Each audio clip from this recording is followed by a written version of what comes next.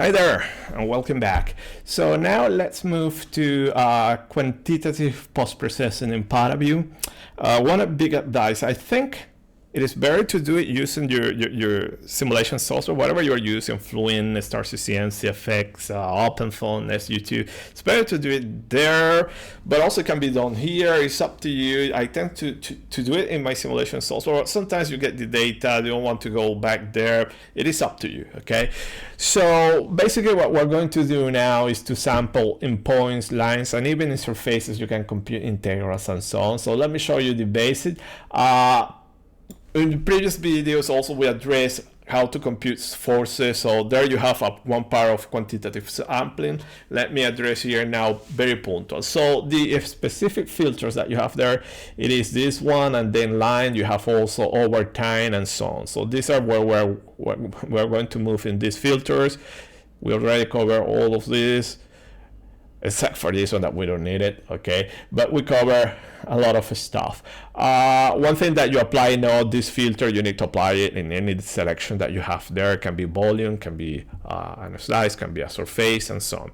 So for instance, you can select a point, you can select a line there, or you can go also, if you can, here you have many other sources that you can use and do your quantitative, your qualitative post-processing here. So you can put lines and splines and points and so on. So for instance, let me go here, spline source. You can go and straight line, a polyline, the point source. You can create those. Very interesting that you have this. You can measure distances, and you're going to detail, but you can measure there. You have it. So let me put an spline source. So let me put here. Always read the message that you have here. So you start with 2 points. You can add another point. So it will tell you 1 to place the first point, 2 the second point, and there you go. And then I can click there, select this one, and if I press P, it's going to move that point. Okay, and if you want, you can add another, and let me select that, and there you go. Or you can go there. So you can create splines and so on. So it might be, some people might be interested. So this will be in the volume now. Some people might be interested and will say, okay, I want to do my sampling, okay, in the volume and this plane, or I can restrict this to the surface. That can be to the surface in this case of the aircraft. That can be done. So let me show you. P there, select this one. P there, select this. P there, select this one. P there. Okay, and that can be done with no problem. Reset, and so basically you are going to do that sampling on that line that you see there, but there is no warranty that this line is perfectly constrained to that plane. So that is tricky to do using the standard filters, but it can be done. Recall that I mentioned that about this VESPA VESPA plugin, sorry, that there you can do it. So you can create, using this spline, you can create a plane, and that plane can be intersected with this.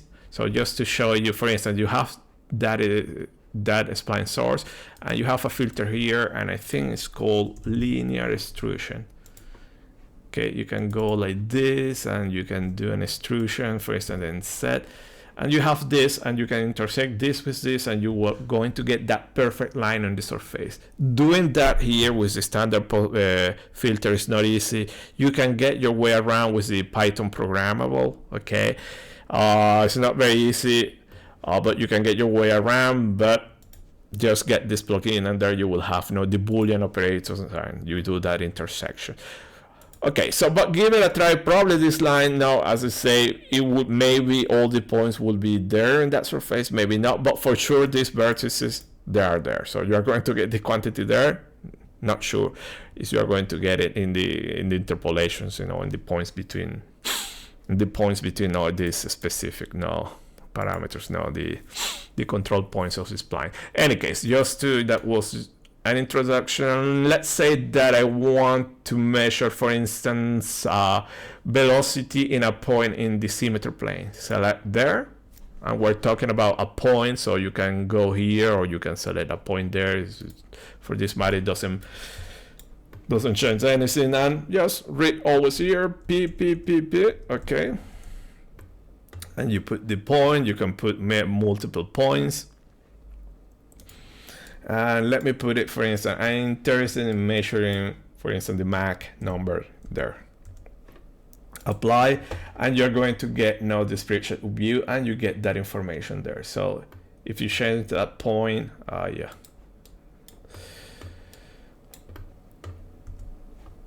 It will be updated accordingly. Okay, all the variables, remember that everything can be exported to spreadsheet and will be a CFD. You can do the same in this plane, so you can select it. So let me select that plane, will be slice this one, yeah, that one. And let's say that in this case, I want to get the minimum pressure, okay, in the vortex core or in this plane for this matter. So you can do that manually here. So you can go there and put it there until you get the right one. So let's say that for you is that one. So let me close it here. Let me go on to show you. You split here. Remember spreadsheet view, and you can enable, disable there. Okay, if you select there, let me go here. No, select there. I'm applying that one there, and I can enable this one here. See that it is highlighted. No, you know what is it. So let's say that you are interested in getting that minimum pressure.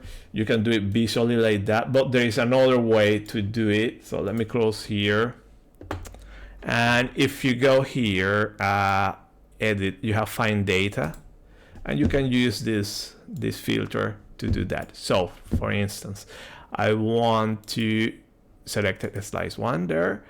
I want a point, or you can get the cell. It's up to you if you have the cells centered data, and I want to get P. What I want to get P, I want to get is min. So you have all these operators there. So pretty much you can do a lot of stuff there, or you can, if I think you can also add your own operator. So I want minimum pressure, find data. Okay, and this is the point where you have it. And if you want to get that one, extract data. You extracted your data set, and you have that specific point. Yeah, let me go there. You know that is located there. So for instance, I can go and put there vector glyph. Let me put a sphere there and apply. And that will be, I don't want any scaling. You know that you have the point there. The color is not helping a lot. It should be this one. There you go. Let me raise that selection. Okay, and there you go. So this is the point where you have the minimum pressure. So as you see, this is extremely helpful. Let me point out that, remember, you have the inverse selection we showed in previous videos. So there is a lot of stuff that you can do with this find data. So that being said, I introduce you with the, okay, close here. So the point data, you can put many points, you can save that data in CSV, you can plot it. This also can change in time. Also, if a time series, later we're going to do that video, time series, you can plot that. There is no problem. So remember, you get it there, the spreadsheet view. And in this case, it has to be this one. So let's use the next one. So let's do pretty much the same, but now we do it. Okay, let me do that, the same one, but using a line. Okay, let me hide everything. So it's pretty much the same. So let me select that one, but a reminder, you go into filters, and in filters, you have a whole bunch, you know, plot over plot. So we're going to work with some others here in the next video. Okay, but you have here many options. So remember documentation and just get all those plot over. Now, so plot data, plot over line, and so on. In one video, so just to point out that in one video I used it, now talking about no, it wasn't this one slide, it was a slice polyline, I think. Slice along polyline. I use this one, but you have to, so talking about that you want to project an arbitrary line on a surface. In theory, you can use that one, but it have a big restriction. That is just parallel to z-axis, okay? That is, it needs to be a surface parallel to that. If you try to do this one, is in this surface here, it's not going to do it. It needs to be planar, okay? But in the case that is you want to do it in this slice here, it will work while it is parallel, but if you have curvature, it's not going to work. So that will be the way around. I think in previous version, the guys from ParaView will improve this one to do the projection or the Boolean intersection, given that we have this VESPA that you can do it, this VESPA plugin. Let's see. Okay, I digress a little bit. So I was talking that I want to do the line plot. So the line plot, let's use the basic one. Okay, and I want to get, for instance, here in this plane, you go P and P, okay, and you constraints not to that plane. So let me go P and P, or 1 and 2, okay, apply, and there you go, okay, and sample uniformly, so you can select different, okay. You need to pass the point data or cell data. Let's pass everything. Okay, sample uniformly. And let me move here our length. So let's say that I want set point set, and I want here Mach number. And I don't see anything here. And what is happening? That I select the wrong one. I put in that line in the wrong plane. So be careful about that. So I want to do it here. So okay. So as you see, I'm doing this video, no safety line. Okay, I am overconfident, so I didn't practice this previously. So let me put it there. And there you go. You have your plot there. And remember, pass everything. You have different options there. Then let me insert. I want this one, and I want the Mach number. And there you go. So in that line, it's a little bit confusing. Let me hide that one. And this is what is happening. Okay. So in that line, this is the Mach number. Okay, so you can modify that manually. So probably it's not the best idea to do it manually. So I press 1 and I press 2 to move the other, and let me put it kind of vertical, or I'm stupid, I can do it here. 13 and 13. And this one is constrained there, and there you go. So you have that point there, and if you move it, it will update. Remember, if you have time series, this also will change in time later. Well, you can then here, now you have the axis. So you select here this plot, you will visualize there, and then when you move down, you will get access to this information. So show lay-in, axis, and so on. So be very careful there. So my left axis, let's say that I want to because you can change the range there. Let me give you a name. It will be, my left axis will be Mach number. You put it there. You can change this constant range. So I want to go from 0 to 0.6. Okay, and the same you can do it with the bottom one. Here you can access custom range. So let's go from -4 to 4, and button axis that was set. And there you go. You can add more. Okay, if you want, you can add another one. And for instance, let me put and put T. Okay, there I have T. You don't see it because probably it's another scale out of that scale. But you can do is that when you select it, look at here that you can say bottom right, and then the temperature scale corresponds to that. Look at that. You can change your dash and so on. So be careful, pay attention to this. Okay, you have different axes and so on. So let me put it there. Let me go right axis. So here that would be temp, and there you go. So let me split this view. If I go here spreadsheet view, you have all the information in this line. So remember that we say 1,000 points, okay? You have all that information there.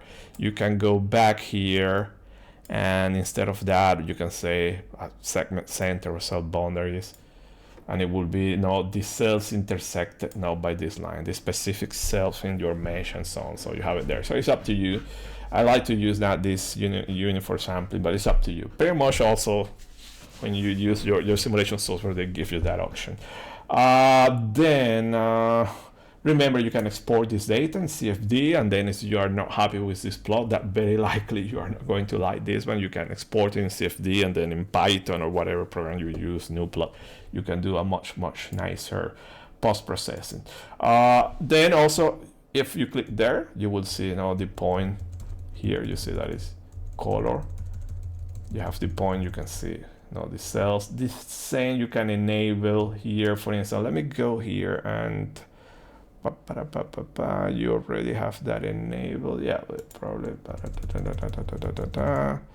plot over line, probably location, and it will be symmetry.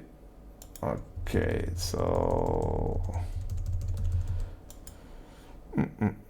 also here I don't recall, but probably yeah, we have it there, but you can see it very well.